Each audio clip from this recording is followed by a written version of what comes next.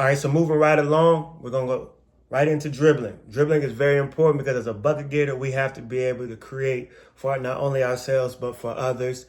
Handling the ball means you can handle the game because you can control the composure of the game. If the game or the tempo is really sped up, you can slow it down. If the game is slow, you can speed it up.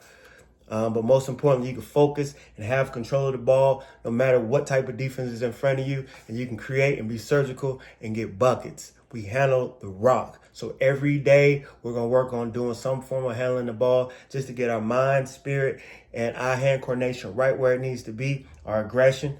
One thing I love to do when you're dribbling the ball is to dribble as hard as you can. Now, you're not slapping the ball, you're pressing the ball, and as the ball's coming up, you're releasing it, pushing it, release, push.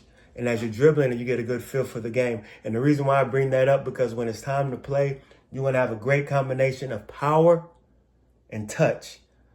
Power and touch. Those are very, very important things because so many times you might see a football player, no, not the football players, but anybody who's lifting a lot of weights, and the first time they get a basketball and they step in, they might shoot it too far, right?